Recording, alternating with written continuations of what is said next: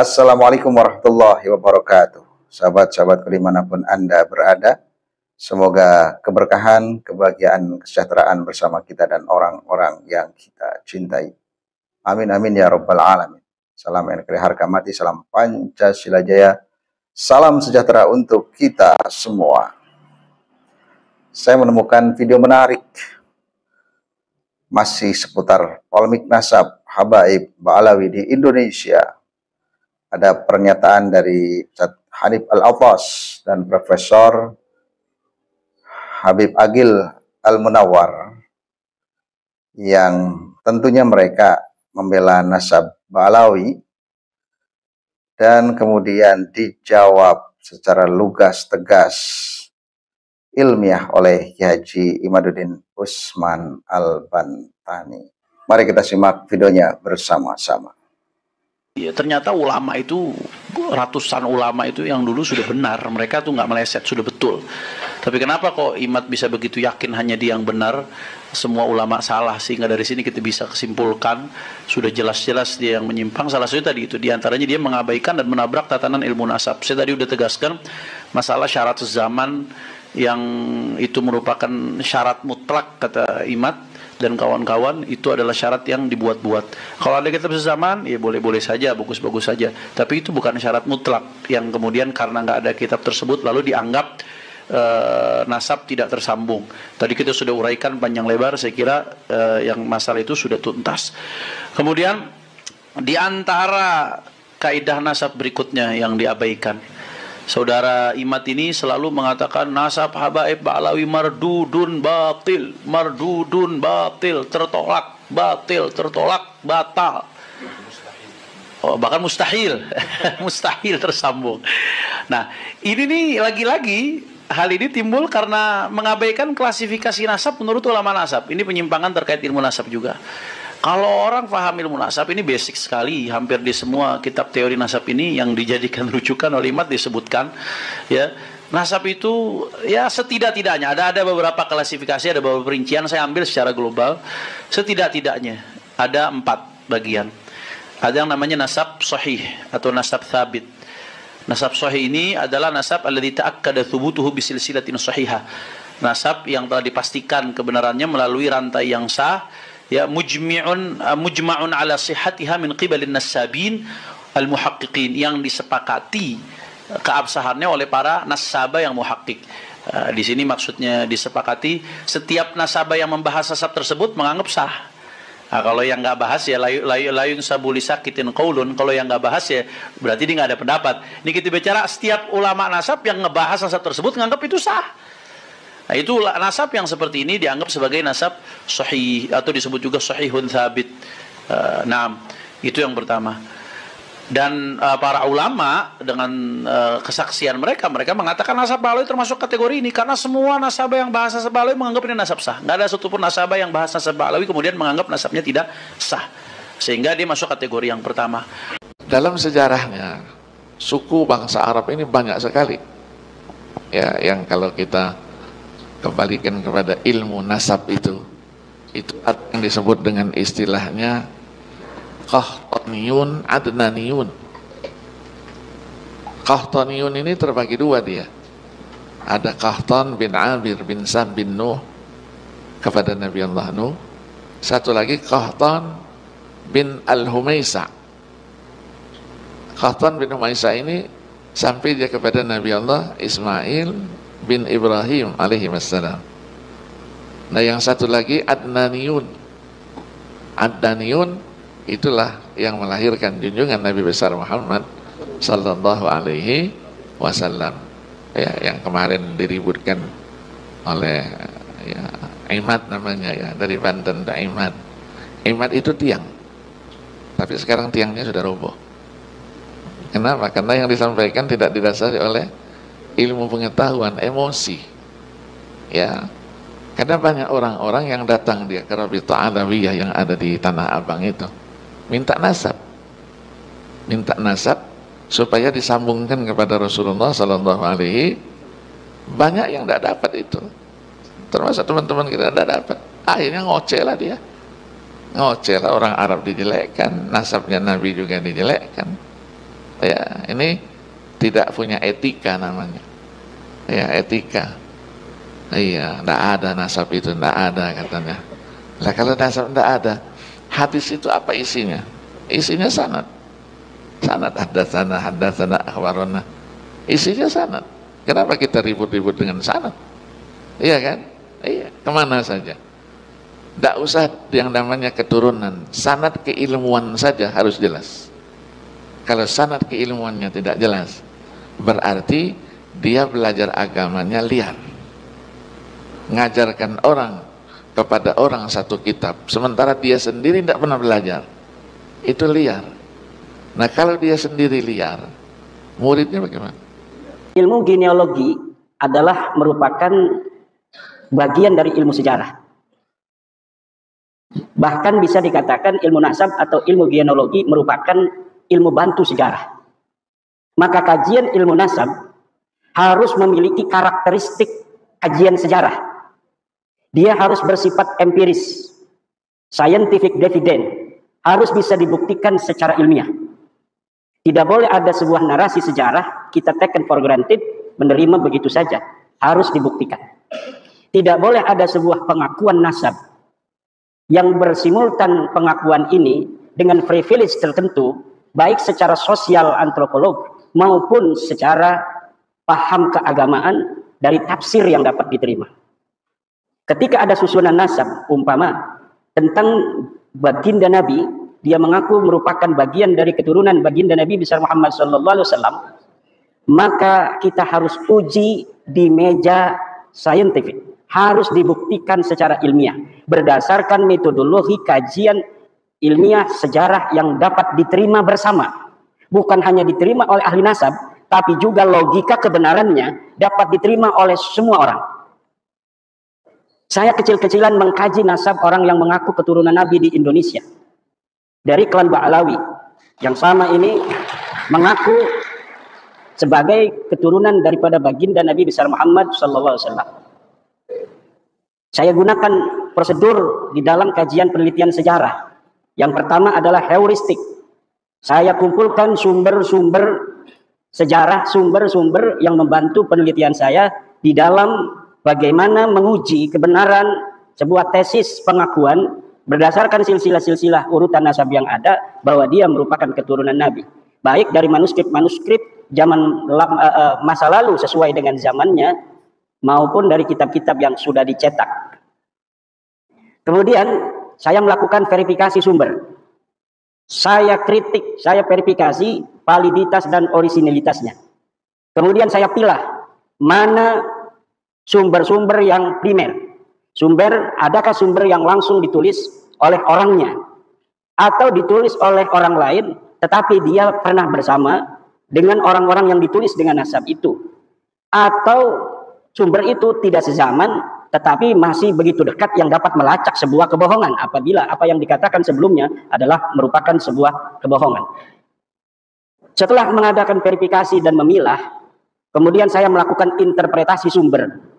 Dari data-data yang saya ambil dari sumber-sumber itu, saya interpretasikan sehingga kemudian memunculkan sebuah kesimpulan sejarah, historiografi, bagaimana sebenarnya kedudukan dari nasab Ba'alawi tersebut. Dan inilah hari ini yang akan saya sajikan kepada Anda semua.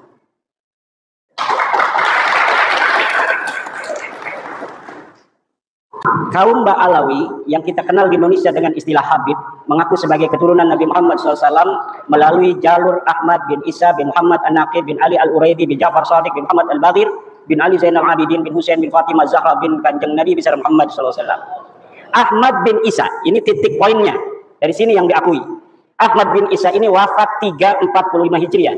Telah terkonfirmasi sebagai keturunan Nabi Muhammad SAW melalui pelacakan kitab Tahdhibul Ansab karya Al-Ubaidili yang wafat tahun 435 Hijriah. Sosok Ahmad bin Isa ini lulus tes uji petik dari kitab nasab. Kemudian, menurut keluarga Ba'alawi, Habib-Habib yang ada di Indonesia, Ahmad bin Isa mempunyai anak bernama Ubaidillah. Kemudian Ubaidillah ini mempunyai anak bernama Alwi.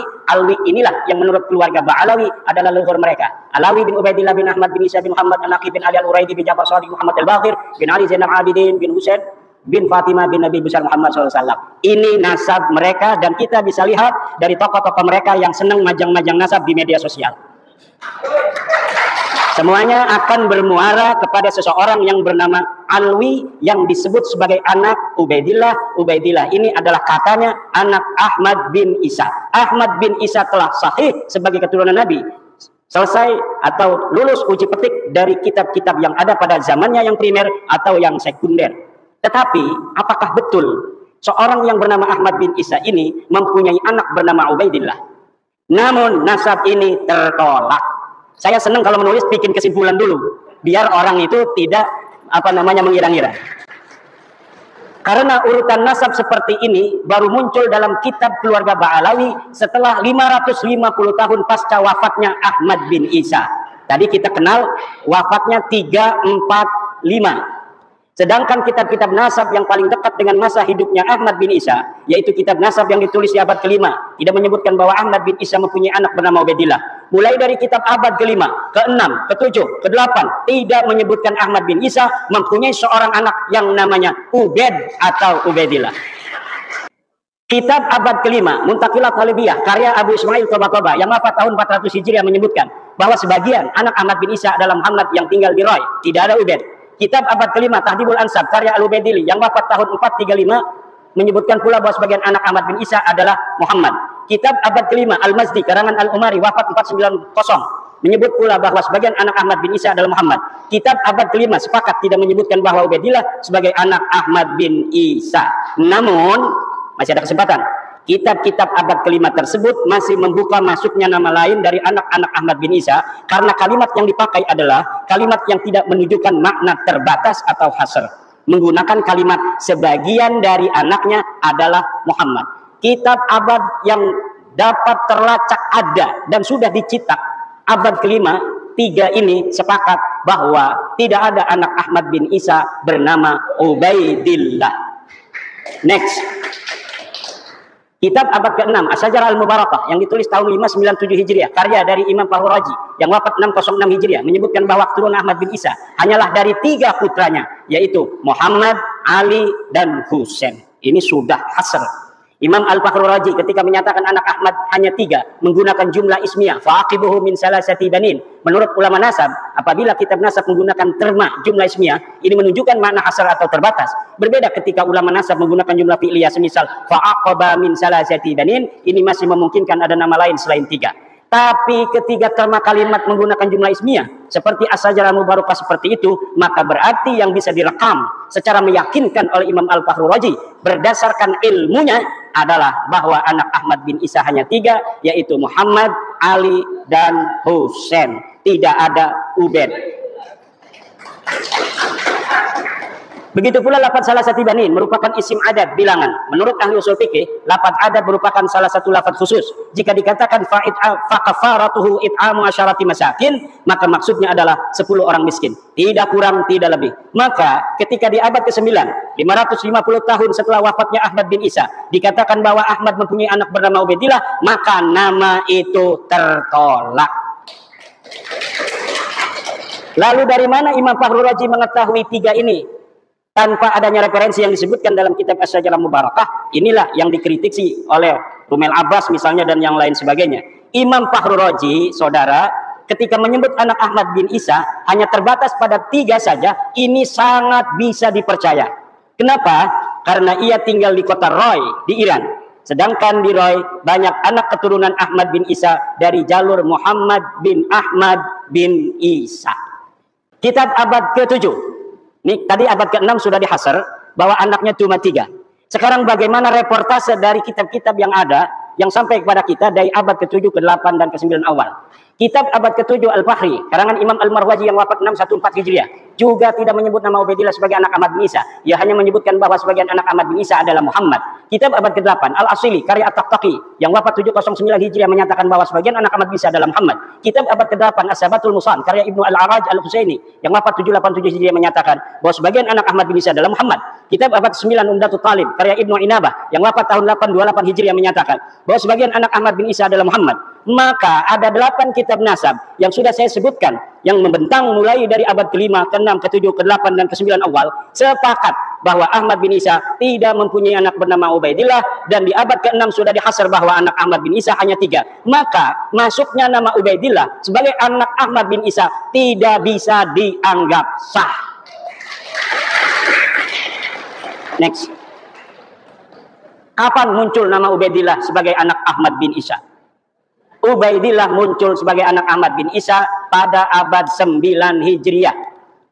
Dimunculkan oleh Habib Ali bin Abu Bakar As-Sakran yang wafat 895 Hijriah dalam kitabnya Al-Burqa Al-Musiqah dengan menghusnuzoni. Ini bahasa saya.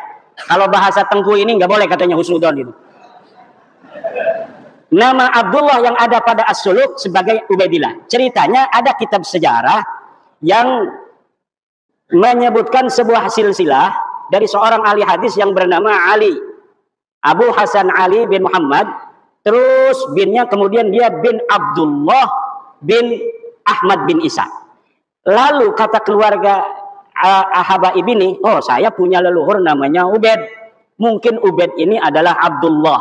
Maka kemudian diurutlah nasabnya dengan menghusnuzoni nama leluhurnya Ubaid ini sebenarnya namanya adalah Abdullah, yang kemudian ditasgir menjadi Ubaidullah. Lanjut. Ini ada keterangannya. Di tahun 732 sudah ada orang yang dicatat kitab As-Suluk sebagai anak Ahmad bin Isa. Selain dari 3 anaknya yang disebut dalam As-Sajalah Mubarakah. Namanya Ali dari keluarga Bajadid Abu Alwi. Katanya ia keturunan Ahmad bin Isa dari anaknya yang bernama Abdullah. Nama lengkapnya Abu Hasan Ali bin Muhammad bin Ahmad bin Jadid bin Ali bin Muhammad bin Jadid bin Abdullah bin Ahmad bin Isa. Nama Abdullah inilah yang dihusnuzoni oleh Ali As-Sakran sebagai Ubaid, di mana leluhurnya dulu bernama Ubaid. Lalu ia memahami bahwa Ubaid ini sebenarnya Ubaidillah dan Ubaidillah ini sebenarnya adalah Abdullah yang ditulis di kitab As-Suluk. Sejak itulah keluarga As-Sakran menulis silsilah leluhurnya sebagai Ba'alwi. Lalu apakah ini aman? Kita lihat. Sayangnya silsilah Ba'alwi Bajadid juga sebenarnya bermasalah karena ternyata kitab As-Suluk ada 3 manuskrip riwayat yang berbeda. Jadi manuskrip As-Suluk yang dikarang 732 sampai kepada Ali As-Sakran 895 yang nyampe ke beliau hanya salah satu manuskrip yang dicetak daripada 3 manuskrip sebenarnya yang ada. Yang mana yang benar? Wallahu a'lam bishawab. Yang jelas ad-dalilu idza tarakahul ihtimalu saqata bihil istidlal. Sebuah dalil apabila telah masuk di dalamnya ada kemungkinan ihtimal yang tidak qat'i, maka dia tidak boleh dijadikan lagi sebagai dalil. Manuskrip pertama silsilah Jadid terdapat dalam manuskrip di Paris berangkat tahun 810 Hijriah. Manuskrip itu menyebutkan bahwa Abu Hasan Ali bin Muhammad bin Ahmad bin Hadid bin Ahmad bin Isa. Tidak ada nama Abdullah. Sedangkan tadi Ali As-Sakran menyambungkan nasabnya kepada Ahmad bin Isa melalui Abdullah karena dia punya leluhur yang namanya Ubaid, kemudian dihusnuzoni sebagai Abdullah. Sekarang Abdullahnya di sini di dalam manuskrip Paris ini tidak ada. Lalu bagaimana? Ya putus, rungkad. Nah ini ada manuskrip dari Parisnya. Kalau kita bicara sejarah harus scientific evidence yang dapat dibuktikan dalam meja ilmiah. Dari manuskrip ini, bagaimana seorang Abu Hasan Ali yang disebut As-Suluk wafat tahun 620 Hijriah. Ini Abu Hasan Ali disebut dalam kitab As-Suluk. As-Suluk ini adalah kitab sejarah yang menjadi pandoman orang-orang Yaman untuk mengurutkan silsilah keyamanan mereka hari ini. Dan ini dapat dipercaya kitab As-Suluk. Maka banyak orang-orang yang mencantolkan diri dalam sejarah asli As-Suluk agar leluhur mereka nampak menyejarah. Walaupun dulunya leluhur mereka tidaklah terjadi sesuatu hal yang membanggakan dan berprestasi. Hanya menjadi urutan kelima dari nasab Ahmad bin Isa. Saya ulangi, dari manuskrip ini bagaimana seorang Abu Hasan Ali yang disebut As-Suluk wafat 620 Hijriah hanya menjadi urutan kelima dari nasab Ahmad bin Isa yang wafat 345 Hijriah. Berarti setiap generasi baru mempunyai anak di umur 55 tahun. Dan ini tidak masuk akal dalam ilmu genealogi, di mana setiap generasi dengan generasi berikutnya berjarak lahir dan wafat rata-rata harusnya 33 tahun. Dan dengan manuskrip ini, cantolan Habib Ali As-Sakran menjadi bias dan tidak sah. Karena apa? Karena Habib Ali As-Sakran mencantolkan keluarganya ke Ba'alawi karena ada nama Abdullah yang disebut As-Suluk. Sedangkan di dalam manuskrip As-Suluk versi Paris ini, Abdullahnya teaya. Silakan. Next. Manuskrip kedua As-Suluk. Manuskrip kedua As-Suluk silsilah Jadid adalah Abu Hasan Ali bin Muhammad bin Ahmad bin Habib bin Abdullah bin Ahmad bin Isa. Dalam manuskrip 2 ini, nama Abdullah memang ada, namun jumlah nama hanya 6. Ada tambahan nama Abdullah dari versi manuskrip yang pertama. Perkiraan jarak wafat dan lahir antara nama-nama itu 45 tahun. Walau lebih muda dari manuskrip sebelumnya, tetapi tidak masuk akal. Ditambah dari sini, dipahami bahwa nasab Bajadid ini mudtharibah, berubah-ubah, yang menunjukkan bahwa nasabnya ada masalah, sulit untuk dikatakan sahih. Lanjut.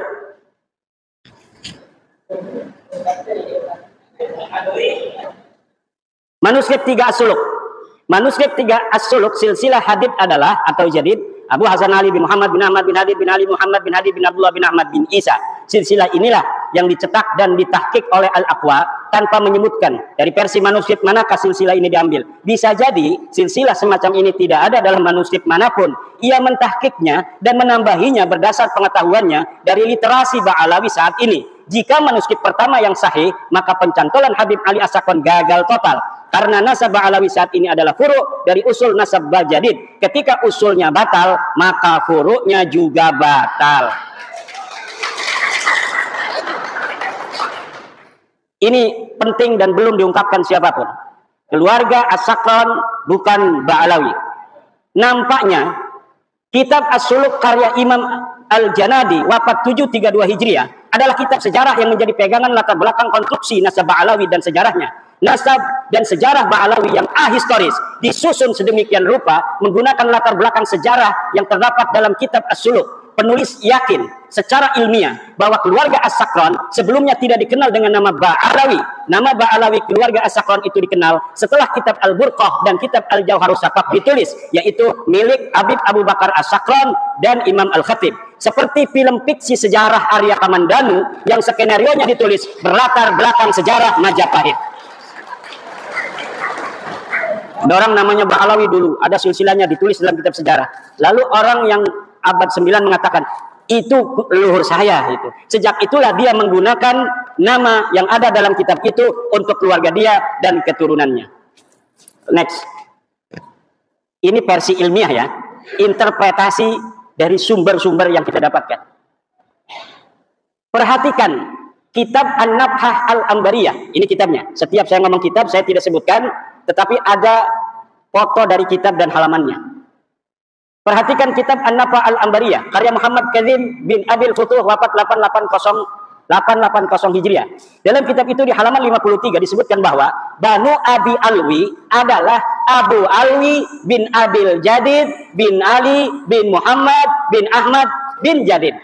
Dalam kitab itu, ulama yang hidup di abad 9 dan tinggal di Yaman sama sekali tidak menyebut nama-nama keluarga Ali As-Sakwan yang ada pada masa itu atau sebelumnya. Seperti Faqih Muqaddam Muhammad Sahib Mirbad sebagai Ba'alawi. Ia hanya menyebut keluarga Jadid. Padahal pengarang kitab An-Nabhah Al-Ambariyah ini hidup semasa dengan Ali As-Sakwan. Kalau pada masa itu dan sebelumnya keluarga Habib Ali As-Sakwan dikenal sebagai Ba'alawi, tentunya Muhammad Kazim akan menulis contoh-contoh Ba'alawi selain dari Jadid disebutkan, yaitu dari keluarga-keluarga Faqih Muqaddam dan sebagainya. Ini membuktikan bahwa keluarga Ba'alawi yang terkenal itu hanyalah dari keluarga Jadid. Keluarga Ali As-Sakwan dan leluhurnya sebelumnya bukan keluarga Ba'alawi. Jika keluarga As-Sakwan dikenal dengan nama Ba'alawi, tentu Abil Futuh yang hidup sejaman dengan As-Sakwan akan menyebut minimal satu nama yang mengindikasikan bahwa keluarga As-Sakwan adalah bagian dari Ba'alawi. Perhatikan kitab An-Nabhah Al-Ambariyah halaman 53. Di sini nggak kelihatan, silahkan di Google saja. Next. As-Sakwan hanya bisa menyebut 2 nama keluarga Jadid. Habib Ali As-Sakwan yang mengatakan bahwa Jadid yang ada dalam kitab sejarah itu As-Suluk adalah saudara dari Alwi, leluhur dia. Hanya bisa menyebutkan 2 nama keluarga Jadid. 2 nama itu persis sama dengan yang disebut kitab As-Suluk, yaitu Abu Hasan Ali dan Abdul Malik yang berketurunan di India. Jika Jadid adalah betul-betul saudara Alwi, leluhurnya yang ditulis, dan ini pun saya yakin tidak ada orangnya, tentu akan banyak nama-nama selain keduanya yang diketahui Ali As-Sakwan. Tapi mengapa As-Sakwan seperti orang asing di keluarga Bajadid hanya mengetahui 2 nama dari keluarga Bajadid yang diketahui dari kitab As-Suluk, yang bukan hanya diketahui oleh dia, kita juga mengetahui bahwa keluarga Jadid mempunyai 2 nama yang tertulis dalam sejarah, yaitu Abu Hasan Ali dan Abdul Malik. Apa bedanya saya dengan dia? Sama-sama mempunyai 2 nama saja, padahal dia mengaku sebagai keluarga besarnya. Silakan. Makam Ahmad bin Isa ditemukan setelah 602 tahun. Ahmad bin Isa yang wafat tahun 345 Hijriah, makamnya hari ini berada di Husaisah. Lalu apakah makam itu sudah dikenal sejak tahun wafatnya itu? Yaitu 345. Al-Janadi 732 Hijriah tidak merekam adanya makam Ahmad bin Isa. Padahal ia sejarawan yang rajin mencatat nama-nama makam yang diziarahi dan dianggap berkah. Artinya, pada tahun 732 Hijriah itu, makam Ahmad bin Isa belum dikenal seperti saat ini. Telah berjarak 387 tahun sejak wafatnya, makam Ahmad bin Isa belum dikenal orang. Ini dalam reportase As-Suluk yang rajin jarah-jarahin makam, tetapi dia mencatat nama makam-makam lain, tidak mencatat nama Ahmad bin Isa yang katanya sudah wafat 345 Hijriah di Yaman. Ini orang Yaman, Al-Janadi. Syekh Ahmad bin Hasan Muallim menyatakan, tidak ada dalam sejarah Yaman makam diagungkan yang di atasnya ada mashhad dan masjid sampai separuh abad 5, kecuali yang disebut sebagai Masjid Syahidain di San'a, Al-Kuburiyah fil Yaman 176. Lalu kapan berita bahwa Ahmad bin Isa ini dimakamkan di Husaisah? Berita awal yang didapatkan adalah Ba Makhrama 947 Hijriah dalam kitabnya Qaladatun Nahar fi Wafayat A'yanid Dahr disebutkan bahwa makam Ahmad bin Isa di Husaisah. Qaladatun Nahar fi Wafayat A'yanid Dahr 2/518 Asy-Syamilah. Berarti berita bahwa Ahmad bin Isa dimakamkan di Husaisah baru setelah 602 tahun setelah wafatnya Ahmad bin Isa. Kitab tersebut pula menyebutkan bahwa keyakinan makam Ahmad bin Isa di Husaisah itu karena Habib Abdurrahman bin Muhammad berziarah di situ dengan isyarah adanya cahaya yang nampak di atas sananya. Jadi ditemukannya makam itu setelah ratusan tahun bukan karena adanya kitab sejaman yang menyebutkannya, tetapi berdasarkan isyarah spiritual. Diceritakan di situ bagaimana cara menemukannya, yaitu dengan meminta doa kemudian melihat cahaya. Ada cahaya di situ maka ditetapkanlah makamnya di situ. Dan sekarang banyak terjadi seperti itu, makam-makam baru yang dulunya kita tidak mengetahui pernah ada makam di situ, kemudian sekarang ada makam. Ini masih mending, tidak merampok siapa-siapa, dia hanya berbohong. Makamnya sudah ada namanya, kemudian namanya dibelokin kemana-mana. Tidak sesuai dengan tradisi riwayat dari keluarganya sendiri.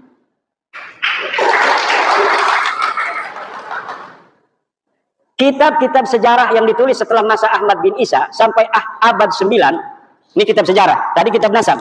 Sekarang kitab-kitab sejarah yang ditulis setelah masa Ahmad bin Isa sampai abad 9 tidak menyebutkan keberadaan keluarga Ubaidillah dan keturunannya di Hadramaut sebagai seorang sayyid. Atau tidak sebagai sayyid pun tidak ada sama sekali. Kitab-kitab apa saja? Tarikh Musallam Al-Lahaji, wafat 545 Hijriah. Belum dicetak, tapi manuskripnya saya punya. Tidak ada nama Ubaidillah dicatat di dalam kitab itu, dan tidak ada keterangan bahwa Ahmad bin Isa pernah hijrah ke Yaman dari Irak. Tabaqat Ibnu Samurah wafat 586 Hijriah. Tarfatul Ashab. Nah ini Ibnu Samurah sering sekali namanya dicatut dalam kitab-kitab Ba'alawi semacam Samsud Dhahirah dan kitab-kitab yang lainnya, Al-Ghurar. Kemudian kitab Hidmatul Asirah, bahwa Ibnu Samurah pernah mengisbat silsilah nasab Ba'alawi pada masanya. Tetapi ketika kitabnya yang bernama Tabaqatul Fuqaha, saya cari dari awal sampai akhir, tidak ada satupun Ibnu Samurah menyatakan bahwa dia mengisbat nama keluarga Ba'alawi sebagai sayyid, apalagi mengisbat, menyebut nama dari satu keluarga Ba'alawi pun tidak ada. Next. Kesimpulan.